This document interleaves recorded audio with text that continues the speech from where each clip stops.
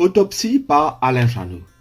Il sera question aujourd'hui du souvenir du regretté père Robert Joffray. Robert Joffray nous a quittés.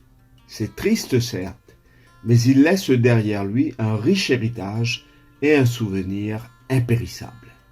Les décennies n'ont pas effacé l'image de cet homme de Dieu, puissant orateur qui savait captiver l'attention pour dénoncer le mal et solliciter des fidèles ce qu'ils ont de meilleur dans leur cœur.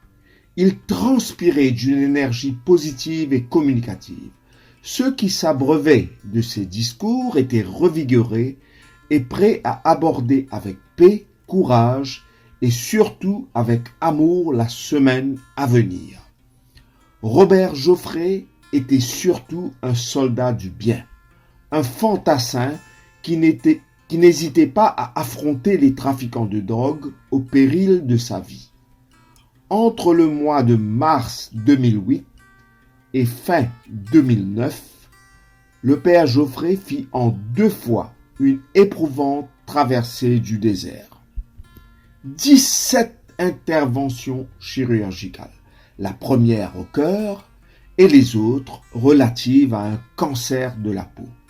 Fidèle à lui-même, le dynamique religieux ne se laissa pas abattre par l'adversité.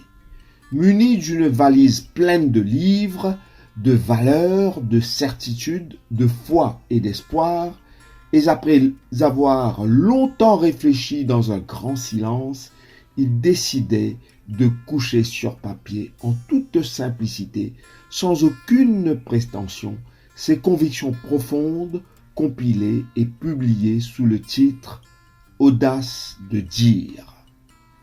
Audace de dire réveille non seulement les convictions religieuses chrétiennes, mais comme le dit si bien Liliane Berthelot dans son avant-propos, ce texte nous renvoie à notre vocation première d'aimer et d'assister. Robert Joffray y fait l'éloge de la foi, une foi qui le fait aimer les hommes et qui le laisse animé par un Dieu qui est passionné par les hommes. Incontournable aussi dans sa traversée du désert est l'amitié. Il ne manque pas de remercier ceux qui l'écoutent et qui l'entourent afin qu'ils puissent se remettre sur le chemin de la joie donnée. Au fil de ses écrits, il parle de l'importance de ses role models, des livres qui l'inspirent, de son amour viscéral pour sa terre natale, où il désire éliminer la violence grandissante de son Église, des jeunes et de la politique, entre autres. Toute sa pensée est conditionnée par l'amour, cet amour vrai et engagé qui s'exprime à travers le don de soi, le service.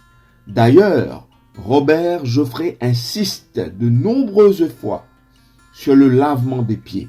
Cette expression revient en 4 fois au fil des 67 pages du jour, alors que laver les pieds et lave les pieds sont cités en 5 occasions.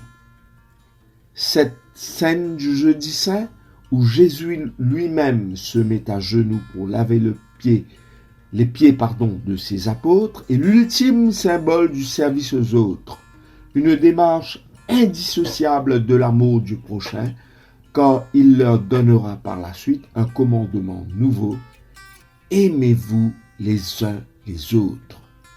L'auteur veut ainsi démontrer, sans équivoque, que le bonheur et l'avenir de l'humanité résident dans le service mutuel rendu à autrui. Les pieds sont des organes souvent oubliés, mais ils ont une importance primordiale, car ce sont eux qui nous font avancer, ce sont eux qui nous soutiennent, ce sont eux qui nous tiennent en équilibre. Faut-il encore qu'ils soient débarrassés des épines que sont la violence, la drogue, l'égoïsme et autres exclusions? Robert Joffray était un vrai ministre du Christ, c'est-à-dire un vrai serviteur du Christ. Car ministre, si nous l'avons oublié, veut dire serviteur. Saurions-nous marcher dans ses pas et être chacun à notre façon et selon nos moyens des vrais ministres de cette société mauricienne qu'il a tant aimée? Nous qui sommes plutôt souvent tentés à nous faire cirer les chaussures pour mieux y loger nos pieds surprotégés.